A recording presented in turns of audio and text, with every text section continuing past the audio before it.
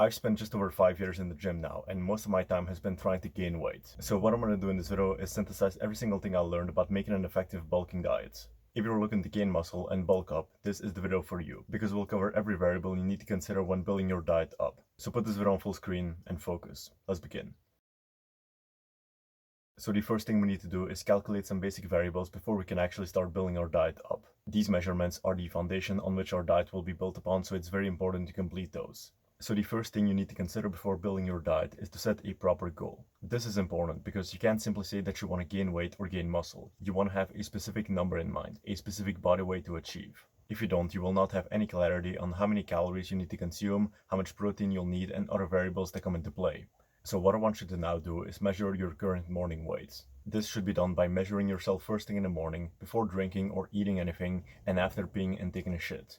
Then the second step is that you want to set yourself a goal weight to achieve. When I was starting my bulk at the start of this year, I was around 155 pounds and finished it at around 175 pounds. And I knew I wanted to get to this weight. And so what I was able to do was calculate how many calories I exactly needed every single day, how much protein I needed, and I knew every single variable that I needed to know in order to achieve my goal. And then it was simply about waiting. So define exactly where you are right now and where you want to end up. The second measurement we need to have is the amount of calories we need to consume to gain weight at whichever rate you prefer. To find this, simply use the calorie calculator in the description. This might not be the best thing to do, but it does give us a pretty good insight into our maintenance calories. So to use the calculator, simply use the following steps. First, open the calculator. Second, select your preferred unit. I choose metric. Third, select your gender. Fourth, enter your morning weight.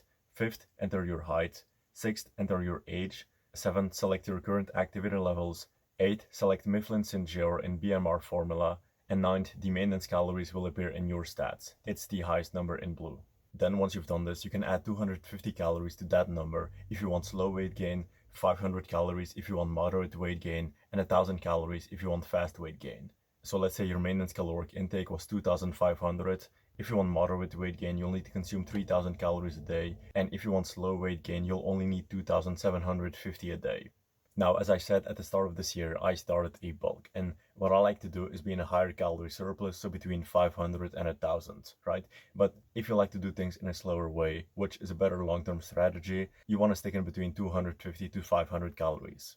So based on your bulking approach, define how many calories you would need. Now, the third and last measurement we need are our protein and fat intake. So when it comes to protein, depending on the phase you're in, bulking, cutting, or recomposition, the amount of protein you'll need to take in every day will be different. When it comes to finding your ideal minimal intake per day for a bulking phase, simply follow this formula.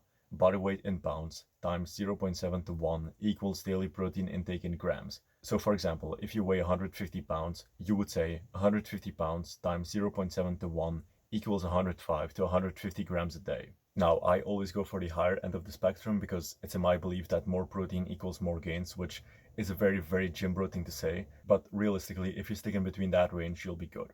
So simply introduce your weight in pounds and you'll have your daily protein intake. Now, when it comes to fat intake, you should have a minimum of 50 grams a day regardless of the phase you're in, which is the equivalent of 3 eggs, 1 avocado, and 100 grams of salmon, or a 250 gram steak. Now, hitting your daily fat intake isn't really something you need to think about because having 50 grams of fat on a bulk is ridiculously easy to do. I've made a video about bulking strategies and many of the methods include a lot of fat, so hitting your daily fat intake should be very easy. So measure your protein intake through the formula I gave you and have at least 50 grams a day. So to end this section, you should be aware of 4 things. The exact goal you're trying to achieve, your bulking caloric amount, your ideal protein intake, and your daily fat intake. These are all the variables that you will build your meals upon. All the other variables we'll cover will allow us to optimize our meals, but these are the non-negotiables of our diet, the things that should be in there. So in the second section, we'll cover a couple things that should be considered when building our diet up. So the very first thing to consider when building our diet up is food quality. The science-based community will sometimes tell you that hitting your caloric and protein intake is all you need to build muscle, and it really doesn't matter where those calories and proteins come from. But this is something that I disagree with. I believe that the majority of your food, if not all of your food, should be clean. The reason behind this is because the idea of calories in, calories out applies to weight loss and weight gain, but it doesn't cause muscle growth on its own. It's also not only about protein. Protein is a very important aspect of muscle building, but it certainly isn't everything. It's about all the other nutrients and how those nutrients complement each other in food. Let me give you an example. If I give you a steak and a protein shake that both have the same amount of calories and protein, which do you think would build more muscle? The steak, of course, because it has way more micronutrients, vitamins, and cholesterol, which, by the way, is also important for muscle growth. People saying that you just need calories and protein to build muscle are the same people who say you can replace sunlight with vitamin D for health. Sunlight will give you many more things than just vitamin D, and it's the combination of all of these things that makes it so healthy. And the same way of thinking applies to food and building muscle. You need all of the nutrients as well as the protein and calories to build muscle optimally, and by having processed foods,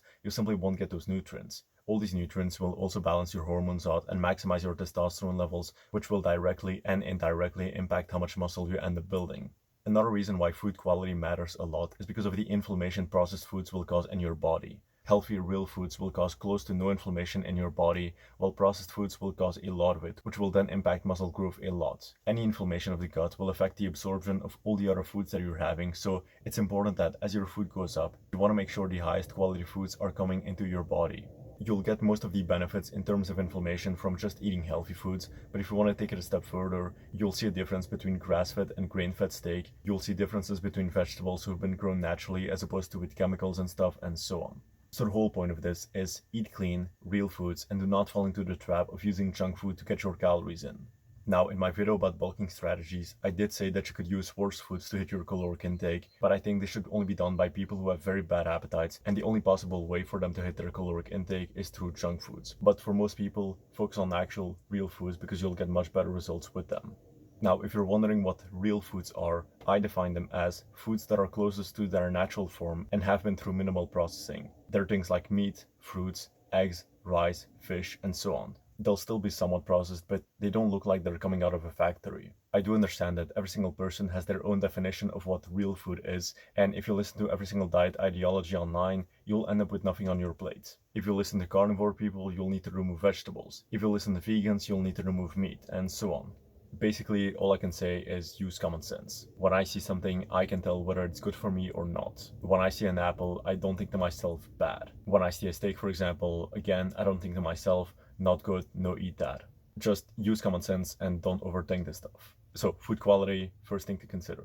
Now, the second thing to consider is the taste of your diet. This is a very important factor to consider because if you don't actually like the taste of the foods you're eating, you might push yourself for a while, but it won't work for long. When you're building a bulking diet or any diet in general, you want to make it as easy on yourself as possible. You want to give yourself as many chances of success as possible, and making your diet delicious is a very strong factor in that. For example, many times I've tried to implement beef liver because of the micronutrients in it, but every single time I end up not buying it again because the texture is very strange and the taste is also very, very strong, so overall I just don't like it.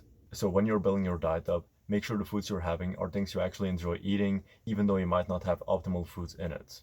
So the third thing to consider is the simplicity of your diet. How easy is it for you to cook it? How fast can you cook it? Can you easily meal prep a couple days worth of food? Are there a lot of moving variables? When you're building your diet, ask yourself, does it take you a long time or is it very short and sweet? This is also an important factor to consider because there will be many times where you're not motivated to cook and you'll end up either eating way less than you're supposed to or eat junk instead. When it comes to simplicity, you also want to ask yourself how many moving variables there are. Do you have many different ingredients, or do you literally just have 3 different things to buy and cook like I do? The less variables you have, the better, because you'll save a lot of mental energy. Now, if you like having variety in the foods you eat, you can still have variety, but it would be better if you had the same meals every single day, and if you had not too many ingredients in each meal. Now, if you're wondering how I made my diet very simple and straightforward, I used to have one big meal that would contain all of the calories, protein, and fats that I would need for the day. The meal in question was something I got from a guy named Nathan Sage, and it essentially is 1 sack of rice, 700 grams of ground beef, and 3 eggs. I added salt, mixed all these things together, and that was my meal for the day. So when you're choosing meals to eat, ask yourself, will this take a long time to cook? Will this be easy to cook? Are there many moving variables? And try to build your diet in a way that is very simple and straightforward.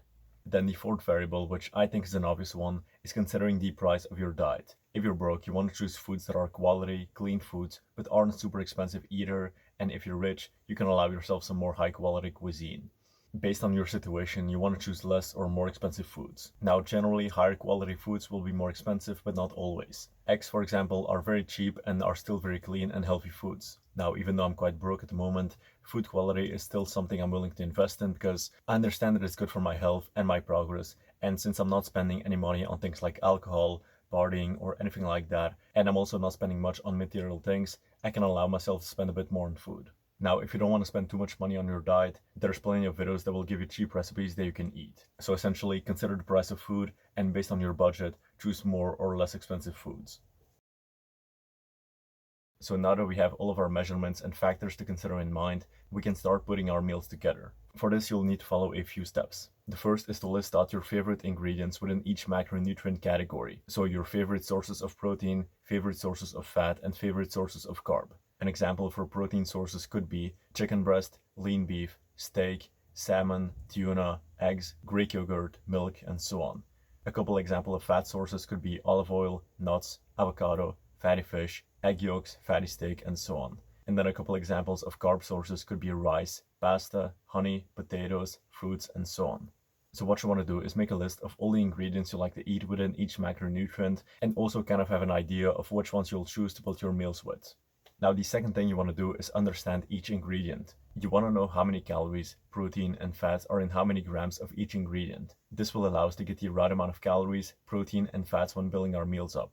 And so then, once you've done this, you can start building your meals up. Try putting together ingredients that would fit well, and when all meals are combined, give you approximately how many calories, protein, and fats you would need for the day. An example could be Meal 1, steak, 4 eggs, and 1 avocado. Meal 2, salmon, sweet potatoes, and spinach. And Meal 3, chicken, rice, and broccoli.